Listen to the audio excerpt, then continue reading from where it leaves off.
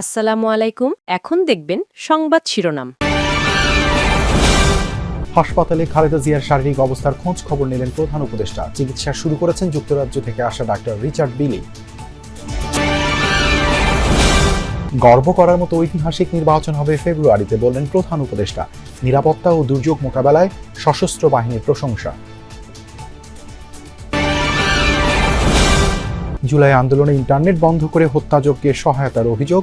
জয়, পলক, সালমান ও আনিসুলের বিরুদ্ধে তদন্ত প্রতিবেদন ট্রাইব্যুনালে। রাজনৈতিক সংকট নিরসনের পর তফসিল ঘোষণার আহ্বান এনসিপির। রংপুরে জামায়াত সহ ৮ দলের সমাবেশে ভোটে কারচুপির চেষ্টা হলে দাঁত ভাঙা জবাবের হুঁশিয়ারি। এতক্ষণ দেখছিলেন সংবাদ শিরোনাম, এখন দেখবেন বিস্তারিত। বিএনপি চেয়ারপারসনের শারীরিক অবস্থার খোঁজ নিতে সন্ধ্যায় এভার কেয়ার হাসপাতালে যান প্রধান উপদেষ্টা ডক্টর মোহাম্মদ ইউনূস। সেখানে তাকে স্বাগত জানান বিএনপি মহাসচিব। মেডিকেল বোর্ডের চিকিৎসকদের সাথে নিয়ে সরাসরি খালেদা জিয়ার কাছে যান ডক্টর ইউনূস। এদিনও এভার কেয়ারের সামনে ছিল নেতাকর্মীদের ভিড়। তবে এখনও খালেদা জিয়ার শারীরিক অবস্থা অপরিবর্তিত রয়েছে। সন্ধ্যা ৭টায় খালেদা জিয়ার শারীরিক অবস্থার খোঁজ নিতে এভার কেয়ার হাসপাতালে আসেন প্রধান উপদেষ্টা ডক্টর মোহাম্মদ ইউনূস। তাকে স্বাগত জানান বিএনপি মহাসচিব। পরে ব্যক্তিগত চিকিৎসক ডাক্তার AJM জাহিদ হোসেন এবং মেডিকেল বোর্ডের প্রধান শাহাবুদ্দিন তালুকদারকে সাথে নিয়ে খালেদা জিয়ার চিকিৎসার সরাসরি অগ্রগতি সম্পর্কে জানতে চান ডক্টর ইউনূস। গত ২৩ নভেম্বর থেকে এভার কেয়ার হাসপাতালে চিকিৎসাধীন বিএনপি চেয়ারপারসন বেগম খালেদা জিয়া। অবস্থা গুরুতর হলে ২৭ নভেম্বর তাকে সিসিইউতে স্থানান্তর করা হয়। এরপর থেকেই দলের নেতাকর্মী সহ অনেকে উদ্বিগ্ন হয়ে ভিড় করতে থাকেন হাসপাতালের গেটে।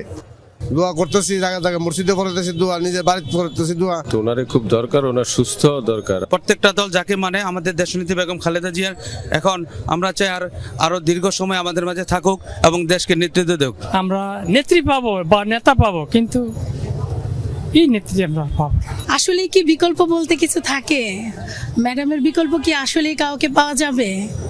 খালেদা জিয়ার চিকিৎসার সহায়তায় এরই মধ্যে কাজ শুরু করেছেন যুক্তরাজ্য থেকে আসা বিশেষজ্ঞ চিকিৎসক রিচার্ড বিলি। খালেদা জিয়ার স্বাস্থ্যের অবস্থা জানিয়ে সবাইকে ধৈর্য ধারণের আহ্বান জানান ব্যক্তিগত চিকিৎসক AJM জাহিদ হোসেন। তিনি জানান, তারেক রহমান লন্ডন থেকে সার্বক্ষণিকভাবে চিকিৎসার খোঁজ খবর রাখছেন এবং নির্দেশনা দিচ্ছেন। খালেদা জিয়ার শারীরিক অবস্থা অপরিবর্তিত থাকলে দ্রুতই দেশে ফিরে আসবেন তিনি আরো জানান, বিএনপি চেয়ারপারসনকে বিদেশে নিয়ে চিকিৎসার বিষয়ে সিদ্ধান্ত জানাবে মেডিকেল বোর্ড। এজন্য যাবতীয় প্রস্তুতি নিয়ে রেখেছে বিএনপিও। সরকার বিএনপি চেয়ারপারসনকে ভিভিআইপি ঘোষণা দেওয়ার পর নিরাপত্তার দায়িত্বে রয়েছে SSF ও PGR। আগামী ফেব্রুয়ারির সংসদ নির্বাচন ঐতিহাসিক ও উৎসব মুখর করতে সশস্ত্র বাহিনী গুরুত্বপূর্ণ ভূমিকা রাখবে, এমন আশা প্রকাশ করেছেন প্রধান উপদেষ্টা ডক্টর মোহাম্মদ ইউনূস। তিনি বলেন, এই নির্বাচন জাতির কাছে ইতিহাস হয়ে থাকবে। সকালে ন্যাশনাল ডিফেন্স কোর্স ও আর্মড ফোর্সেস ওয়ার কোর্সের সমাপনী অনুষ্ঠানে কথা বলেন তিনি। অনুষ্ঠানে বেগম খালেদা জিয়ার জন্য দেশবাসীর কাছে দোয়া চেয়েছেন প্রধান উপদেষ্টা। ন্যাশনাল ডিফেন্স কোর্স এবং আর্মড ফোর্সেস ওয়ার কোর্স ২০২৫-এর কোর্স সমাপনী অনুষ্ঠান defence services command and staff college কমপ্লেক্সের এই অনুষ্ঠানে যোগ দেন প্রধান উপদেষ্টা ডক্টর মোহাম্মদ ইউনূস। কোর্স সম্পন্নকারী অফিসারদের হাতে সনদ তুলে দেন তিনি। অনুষ্ঠানে ডক্টর ইউনূস ফেব্রুয়ারির নির্বাচনে সশস্ত্র বাহিনী গুরুত্বপূর্ণ ভূমিকা রাখবে বলে আশা প্রকাশ করেন। বলেন, এই নির্বাচন জাতির কাছে ঐতিহাসিক হয়ে থাকবে। In our national election and referendum in February, not only a historical landmark, also a peaceful and festive, make it a festive occasion for all voters who turn out to vote. July আন্দোলনে internet বন্ধ করে হত্যাযজ্ঞে সহায়তার অভিযোগে সাবেক প্রধানমন্ত্রী শেখ হাসিনার ছেলে ও তার আইসিটি বিষয়ক উপদেষ্টা সজীব ওয়াজেদ জয় সহ অন্যদের বিরুদ্ধে তদন্ত প্রতিবেদন হাতে পেয়েছে ট্রাইব্যুনালের প্রসিকিউশন। আগামীকাল আনুষ্ঠানিক অভিযোগ দাখিল করবে আন্তর্জাতিক অপরাধ ট্রাইব্যুনালের প্রসিকিউশন। অন্য আসামিদের মধ্যে রয়েছেন সাবেক আইসিটি প্রতিমন্ত্রী জুনাইদ আহমেদ পলক, সাবেক আইনমন্ত্রী আনিসুল হক ও তৎকালীন প্রধানমন্ত্রীর বেসরকারি বিনিয়োগ বিষয়ক উপদেষ্টা সালমান এফ রহমান। জয় ও পলকের বিরুদ্ধে অভিযোগ, ইন্টারনেট ব্ল্যাকআউট করে আন্দোলনে সংগঠিত হত্যাকাণ্ডে গোপনে সহায়তা করা, যাতে এ সম্পর্কে দেশ ও বিদেশ থেকে কেউ কিছু জানতে না পারে। আর কারফিউ ঘোষণার পর ছাত্র জনতাকে হত্যার পরিকল্পনার অভিযোগে আনিসুল হক ও সালমান এফ রহমানের বিরুদ্ধে জুনায়েদ আহমেদ পলক, আনিসুল হক ও সালমান এফ রহমান বর্তমানে বিভিন্ন মামলায় কারাগারে রয়েছেন। গুম ও নির্যাতনের মামলায় শেখ হাসিনা সহ 17 জনের বিরুদ্ধে অভিযোগ গঠনের রাষ্ট্রপক্ষের শুনানি শেষ হয়েছে। শুনানিতে আওয়ামী লীগের আমলে গোপনে বন্দিশালায় গুম নির্যাতনের বর্ণনা দেয় প্রসিকিউশন। এদিন শেখ হাসিনার পক্ষে স্টেট ডিফেন্স থেকে বাদ পড়েন সিনিয়র আইনজীবী জেরাই খান পান্না। ফের নিয়োগ পেয়েছেন অ্যাডভোকেট আমির হোসেন। ট্রাইব্যুনালের বিচার নিয়ে ফেসবুকে মন্তব্য করায় আদালতে নিঃশর্ত ক্ষমা চান পান্না। গত 23 নভেম্বর ট্রাইব্যুনালে হাজির হয়ে শেখ হাসিনার পক্ষে গুম ও নির্যাতনের মামলা লড়ার ইচ্ছে প্রকাশ করেছিলেন আইনজীবী জেরাই খান পান্না। সেদিন তাকে তাৎক্ষণিক শেখ হাসিনার পক্ষে স্টেট ডিফেন্স হিসেবে নিয়োগ দেওয়া হয়। প্রসিকিউশন এসে বললো যে স্টেট ডিফেন্স হিসেবে, আমার কোনো আপত্তি নেই। শেখ হাসিনার আইনজীবী হওয়ার পর থেকে কার্যক্রম নিষিদ্ধ আওয়ামী লীগের নেতাকর্মীদের মিডিয়া বুলিংয়ের শিকার হন পান্না। এরপর 4 দিনের মাথায় মামলা থেকে নিজেকে প্রত্যাহারের বার্তা দেন ফেসবুকে। বিষয়টি ট্রাইব্যুনালের রেজিস্ট্রার দপ্তরে চিঠি দিয়েও জানান তিনি।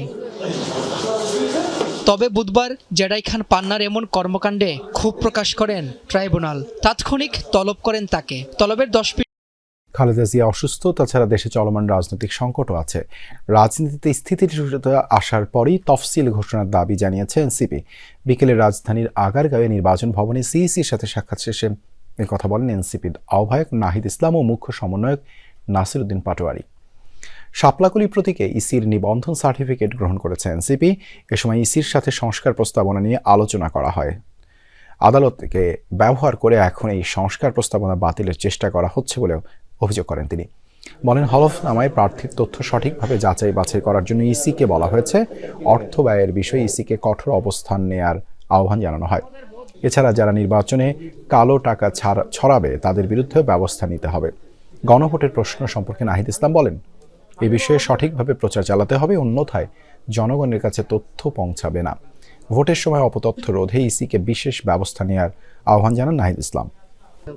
আমাদের তফসিল নিয়ে কথাবার্তা হয়েছে। তফসিলে আমরা বলেছিলাম যে রাজনৈতিক স্থিতিশীলতা যদি আপনি জায়গা যখন আসবে তখন যদি তফসিলটা দেওয়া হয় তখন কাজটা অনেক ইজি হবে। তাহলে আপনি একবার তফসিল দিলেন, আমাদের যে গণতন্ত্রের যে আপোষের নেত্রী উনি খালেদা জিয়া উনি হলো অসুস্থ রয়েছেন। সো ফলত আমাদের এখানে বাংলাদেশের পলিটিক্যাল যে এরিনা রয়েছে সেটা হলো একটা সংকটময় পরিস্থিতি রয়েছে। আমরা বলতেছি সংকটগুলো উত্তরণ করে একটা সুন্দরভাবে তফসিল দিয়ে সবাইকে অনবোর্ড করে ভোটিং প্রসেসে যাওয়ার জন্য। জি, চাচ্ছেন যে পিছিয়ে দেওয়া হোক তফসিল? না, আমরা কেন তফসিল পিছাতে চাইবো? আমরা বলতেছি যে সংকটগুলো সমাধান করে তফসিলটা দেওয়ার জন্য, এবং তফসিল দেওয়ার সময়টা যাতে রাজনৈতিক স্থিতিশীলতা থাকে এবং প্রত্যেকটা দলই যাতে নির্বাচনী যাত্রা শুরু করার একটা পরিবেশে থাকে তাদের দলের ভিতরে, এবং সার্বিক রাজনৈতিক সেই পরিবেশটা যাতে থাকে, সেই সময়টায় যদি তফসিল দেওয়া হয় তাহলে এটা নির্বাচন কমিশন এবং সকল রাজনৈতিক দলের জন্য সেটা উপকারী হবে।